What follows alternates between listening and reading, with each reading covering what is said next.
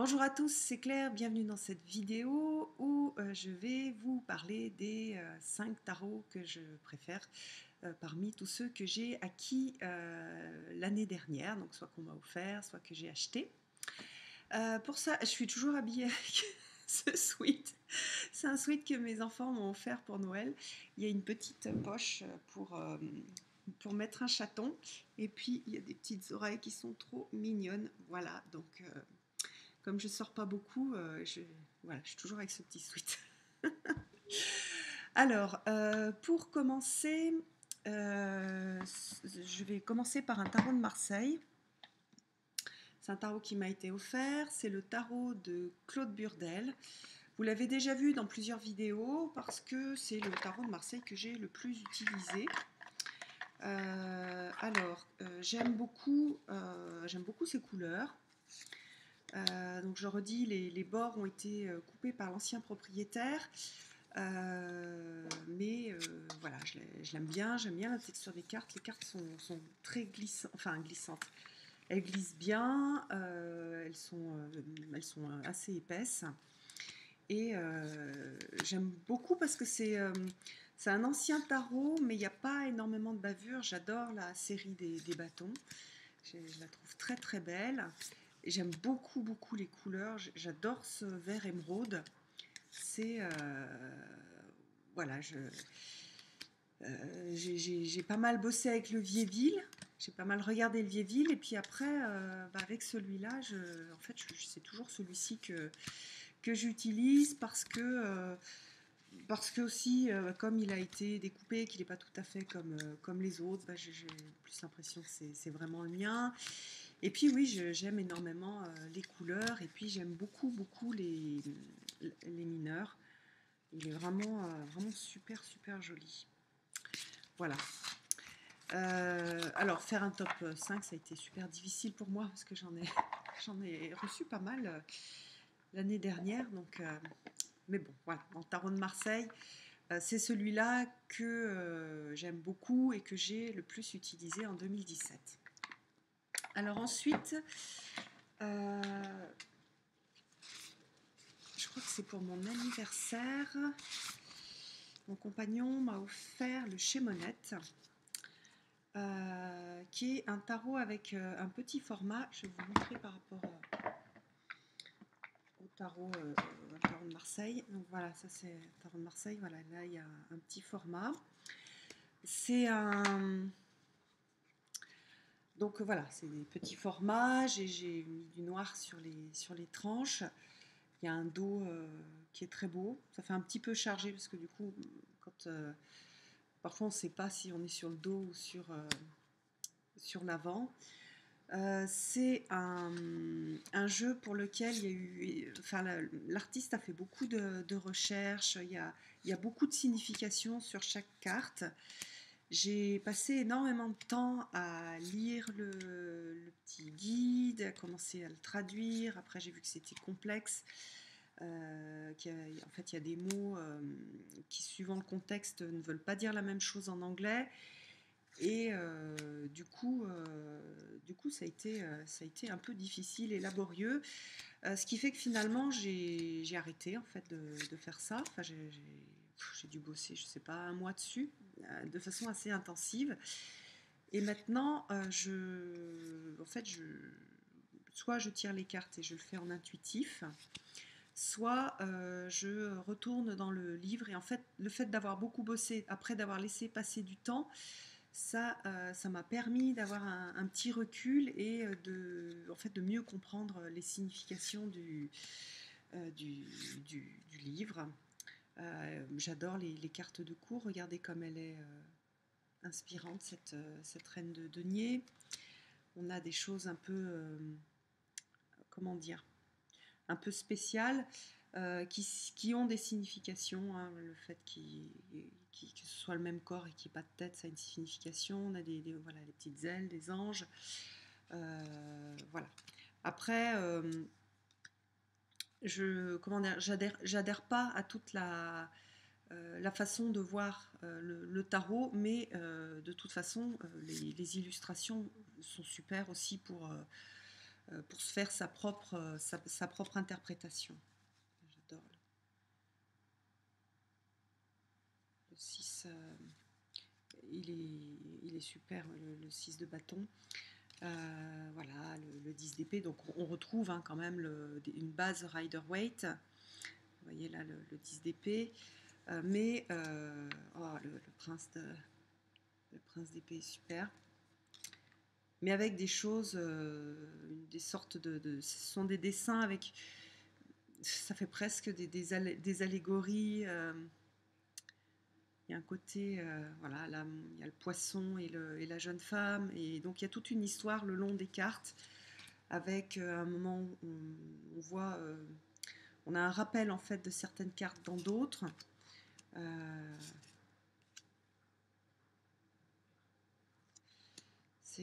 Voilà, il est très spécial, et au niveau artistique, il est incroyable. J'aime énormément le style. Voilà. J'aime énormément le style. Voilà, donc c'est un des tarots que je préfère. J'aime bien sa petite taille aussi, c'est original. Hop. Donc j'ai récupéré une pochette, j'ai mis une petite plume pour le reconnaître dans ma boîte. Ensuite, cet été, toujours mon compagnon, il m'a offert le tarot de l'Ange Liberté de Mira. Le tarot suit un poème de Victor Hugo qui s'appelle l'Ange Liberté.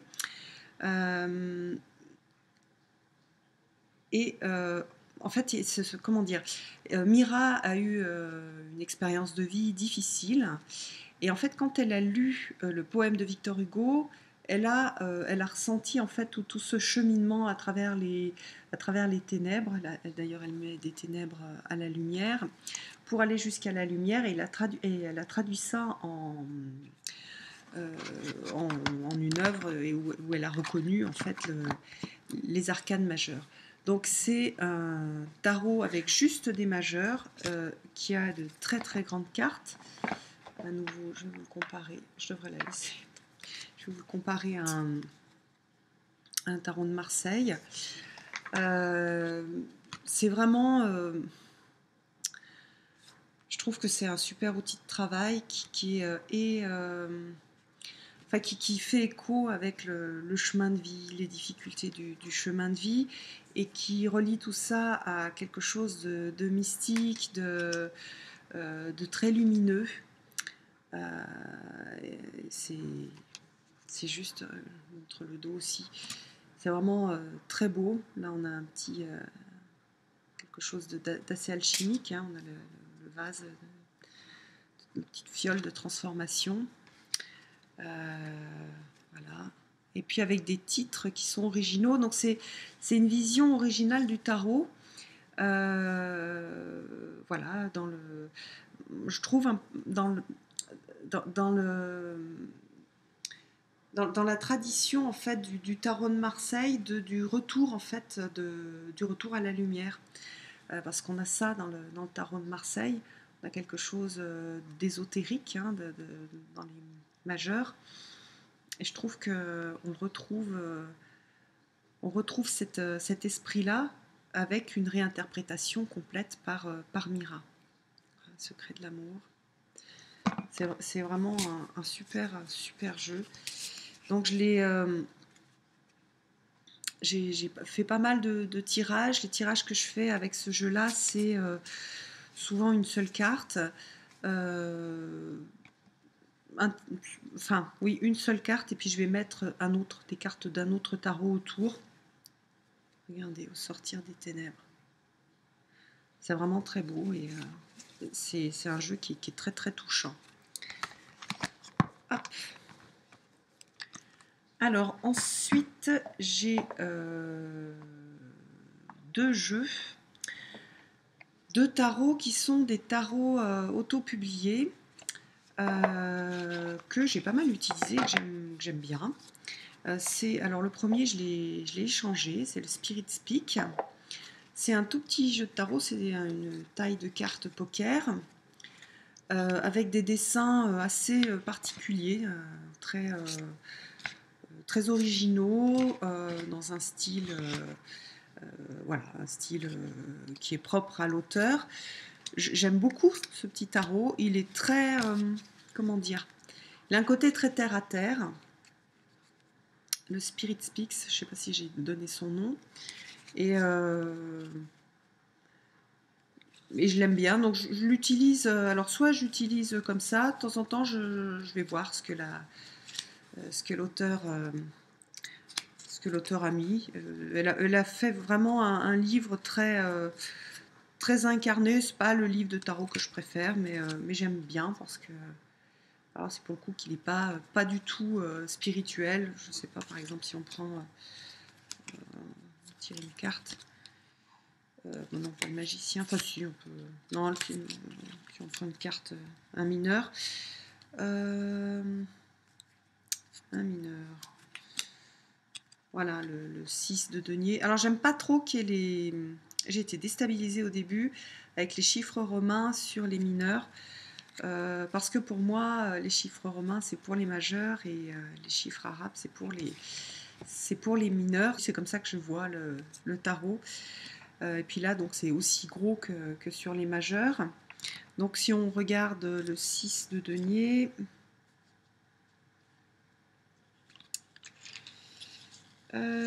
générosité, gentillesse, bonne volonté, c'est bien ce que vous faites, vous avez assez pour... vous possédez suffisamment de choses pour avoir le plaisir d'offrir. Ça peut aussi vouloir dire que d'autres partagent leur abondance avec vous. Donc voilà, c'est super basique, mais c'est simple. Et puis j'aime bien en fait au niveau toucher, j'aime beaucoup les cartes. Voilà, le fait qu'elles soient petites, qu'elles soient brillantes, que ça fasse. Il y a un côté un peu enfantin dans les illustrations et j'aime beaucoup la petite boîte aussi qui est toute mimi avec le petit livre. Donc voilà. Et puis le dernier, c'est aussi un tarot auto-publié. C'est le Bad Beaches Tarot de Tony Down. Alors ce que j'aime beaucoup dans ce tarot, c'est que c'est un tarot qui travaille, enfin ça a l'air d'être un tarot superficiel avec plutôt ça ressemble à des gravures de mode, hein, des dessins de mode. Et du coup, il y a quelque chose du domaine de la personnalité, qui je suis, enfin la personnalité, la persona, qui je suis vis-à-vis de l'extérieur, qui je suis à l'intérieur. Donc j'aime beaucoup parce qu'il y a un travail sur l'image, sur où est-ce qu'on se situe, quel type de personne soit on veut être, soit on est, qu'on joue en fait, quel rôle on peut jouer aussi. Et voilà, je l'aime beaucoup. En plus, j'adore les bords roses, la texture du carton est super. Derrière, c'est brillant aussi avec l'abeille qui est un animal que Tony utilise en tant que groupe, que faire partie du groupe, que participer, qu'apporter quelque chose voilà, à la communauté. Et donc, j'aime beaucoup ce tarot. Il y a des cartes hein, comme la carte de la tour que je trouve magnifique. J'aime beaucoup la mort. On a les papillons aussi avec l'idée de la transformation. Donc, il y a un joli travail artistique qui a été fait. Le petit livre, je l'utilise pas toujours, même pas beaucoup, mais il est bien parce qu'il permet de donner un peu les bases des significations. Avec ces données, en fait, par exemple là, sur le monde, on va avoir plusieurs choses. On va avoir la signification générale, la signification de boudoir, la signification plutôt business, une signification plutôt financière, et puis le blocage. Donc c'est vachement bien fait pour les débutants, je trouve super bien fait. Voilà, et puis la boîte est magnifique aussi. Franchement, j'aime bien parce que c'est aussi un tarot qui est vraiment unique dans le paysage des tarots. Et comme j'en ai beaucoup, j'aime bien aussi avoir des choses très différentes. Regardez là le 6 de coupe. Donc à travers... donc c'est vrai que c'est assez urbain, c'est complètement... c'est absolument pas chamanique, par exemple. Hein, on n'a pas ce, ce feeling chamanique. On a plus un feeling urbain. Et donc, c'est un tarot qui, je trouve, qui contrebalance bien les autres tarots que j'ai plaisir, bien sûr, à utiliser, qui sont plus, soit plus énormément, on va dire, mystiques ou très chamaniques. Et puis, parmi les autres tarots, je ne sais pas si je les ai eus en 2017 ou en 2016, il y a aussi celui-là, le tarot gaïen, que je trouve super. Alors pas au niveau des illustrations, voilà, je n'adore pas les illustrations. Par contre, le livre d'accompagnement est super, c'est un vrai livre de travail. Les illustrations sont... Comment dire? Il y en a que j'aime beaucoup, et puis j'aime bien parce que comment dire, les illustrations sortent du cadre. Donc, par exemple, ici, vous voyez l'oiseau sort du cadre. Là, ici, les pieds du personnage sortent du cadre. Là, on a un peu la tortue. Il y a plein de cartes que j'aime. Il y en a d'autres que j'aime pas parce que ce sont des... Enfin, parfois, les personnages sont des personnages dessinés et d'autres fois, ce sont des photos. Et en fait, ça me dérange parce que du coup, ça manque un petit peu d'unité. En plus, les cartes sont pas de très bonne qualité. Moi, j'avais une carte, j'ai une des cartes qui est abîmée. Donc voilà, j'ai été déçue sur la qualité des cartes. Par contre, c'est vraiment un classique. Le style graphique fait très années 80. Mais elle a fait un super boulot au niveau du livre. Ces genres de tarot, on achète ce tarot, on n'a pas besoin d'en avoir d'autres. On peut travailler avec toute sa vie et travailler avec le livre et avec ce qui est écrit dans le livre toute sa vie. Donc, pour ça, je l'aime beaucoup et je reviens souvent au livre et parfois pas forcément avec les cartes, mais en utilisant d'autres cartes. Voilà, je vous embrasse et je vous donne rendez-vous pour une prochaine vidéo. À bientôt!